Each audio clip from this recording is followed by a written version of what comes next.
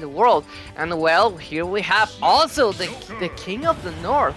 The one who have conquered, The one true who have king of the north. yeah, yeah. All right. Now, Snake against Joker. Mm, that's a pretty different playstyle from both players because the AlanDiss is a player who depends too much on his mind games, while Cloudy it's very versatile with the Joker. From now on, I see that he's struggling. For the most he wants to deal damage to AlanDiss, well, he's expecting to do it with his own projectiles. Something that none of us or many other players can do. Make Snake damage himself. But however, now AlanDiss is taking a great advantage, even with Arsene. I feel like Cloudy is pretty well conditioned on the ledge. You also need to keep in mind that these two played in Casablanca, AlanDiss won, and Cloudy in particular has brought out the Joker for this matchup. I mean, he has been practicing the character for a while either way. We know it's a good Joker that he has, but you know, AlanDiss in particular was also the one player that MKLeo brought his Joker out against in the Smash World Tour Central America qualifier in person. So we know how good of a matchup it is in theory for Joker to play because, there you go, that's the bar that you have to charge. Arsene charges up so quickly when you have so many explosions on the screen. Exactly. There we go, the trade, and none of them gone. I mean, well, I was just picking too soon. It's like, if I'm going down, I'm taking you with me. As well, we don't usually see these clips, but hey, I like to see it happen, and it usually happens with Snake as well. There aren't that many players with characters with projectiles who get those moments, so we appreciate those, and also I appreciate how AlanDiss, what really sets him apart from other Snakes, as I have said before, is that he is willing to play the close combat game whenever he needs to. It's not just about the grenades, it's not just about the traps with the C4 either. He can play close combat, which is not usually the style of Snake you want to see played, but he is versatile in that sense, and so Cloudy eats up a lot of percent because of those mind games, like you said. But there you go, that's the first stock for AlanDiss too. Second. Well, actually, it's the second 99 against 0% AlanDiss. He's come back fresh. But you know, with Cloudy, it's never safe to be on an advantage state. However, that up tilt takes the next stock down. But I feel like Cloudy has low in his speed. I mean, he's playing a bit too slow, and they both are using these projectiles to get some part of the stage. None of us has controlled the center, and however, some reason try to invade the other space.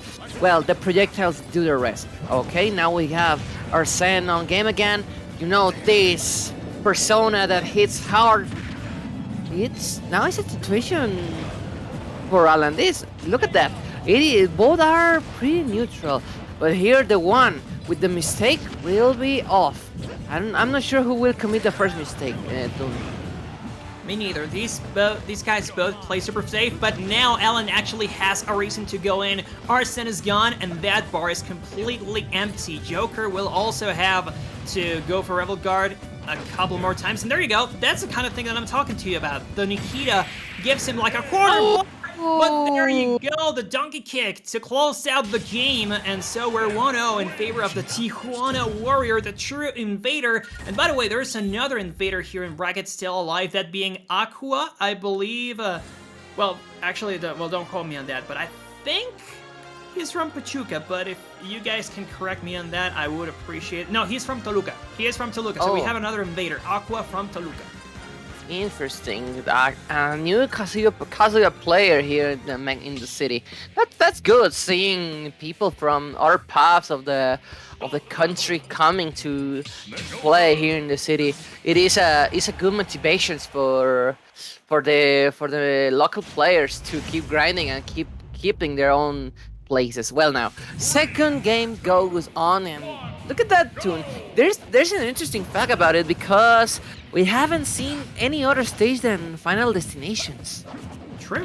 this has been the only stage they've played on, and I think a lot of it comes down to where Cloudy wants to play. He does not want to deal with those platforms. He wants to know exactly where the projectiles are going to land, exactly where the C4 is, and when you introduce platforms to the mix, it's a lot harder to keep track of those traps that Snake can set. So far, though, I think AlanDiss still has the upper hand. He is still the one dominating, but a couple of good strings from Cloudy can bring this to even, and yeah, we're pretty much even now. Actually, but for some reason I feel like Cloudy is he's committing too much. He has a good vantage state, but for some reason he's ready to chase down AlanDiss. Okay, now we got our Sen back in the game, and man, Snake hits so hard with both projectiles and close combat. It is important for Cloudy to keep trying on him, not letting any breath from AlanDiss. Yes, indeed. The breathers that they might take represent a huge amount of opportunities for the opponent. And what I love about AlanDiss is that he knows when to tank his stocks as well. He is holding back, he knows he can set up his trap game and his minefield so that Cloudy won't approach. There's the C4, there's a grenade behind Cloudy, none of them hit, but still, Cloudy is forced to rethink his routes, and he finds a way in. That's the backer to close out AlanDiss's first stock, but there you go, no. Just as fast, you get the confirm with the up tilt, and so Alan is on the verge of winning another game in the set. Man, AlanDiss is dominating Cloudy too hard. The shield on Cloudy is pretty small, and if he's not keeping any track on its own shield, we'll be having a shield break. And you know Snake can particularly kill early with a force mesh. So now Cloudy has 15% on its own, but AlanDiss now it's struggling. For some reason, I like the disadvantage is Cloudy because he's more rusher than usual. Now that he has Arsene, I don't know how AlanDiss will take it, but however, the traps that he has set on the ledge are a wall that Cloudy cannot jump for now.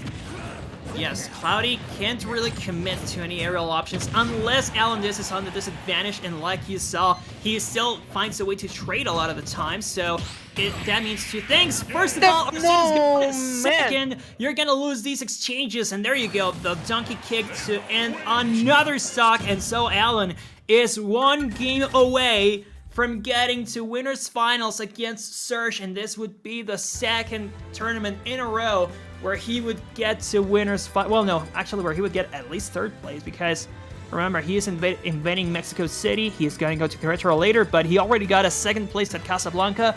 Would be great to see him either take the tournament or at least get second place again, and we're going to Pokemon Stadium 2 as a counter pick.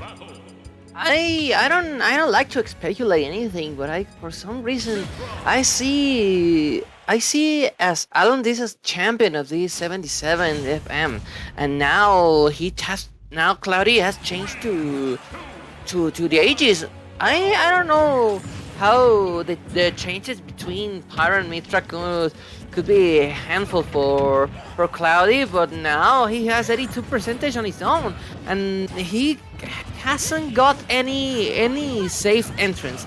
Now that he has the kill power of Pyra, I feel like he has sacrificed speed in order to gain damage. But now, as I said, it is important to keep AlanDiss online, and I don't think Pyra is the great character to do this to. Yep, I agree. Also, keep in mind that Alan constantly plays against Spargos, Pyra, and Mythra. Well, sometimes Cloud, of course, but Pyra and Mythra is a matchup that he is no stranger to. There's also no shortage of Pyra and Mythra mains in Tijuana, so this is a matchup that he knows inside and out.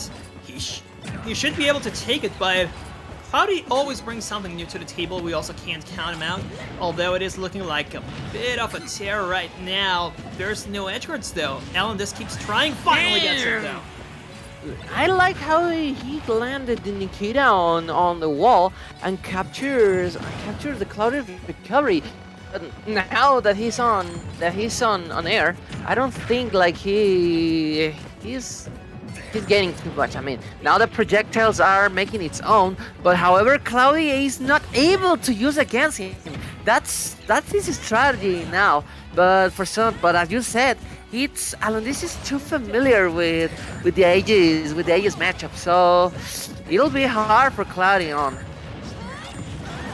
Yes, indeed. Cloudy is already having a pretty hard time dealing any more damage, let alone closing out the stock. And this should be another stock for Alan. Is it going to be, though? So many traps set on the ledge, none of them hit. And Cloudy makes it back. Once again, he is safe and sound, looking for that kill, but it's with Mythra. I don't know how effective it's going to be. It isn't going to be effective at all. He is still living.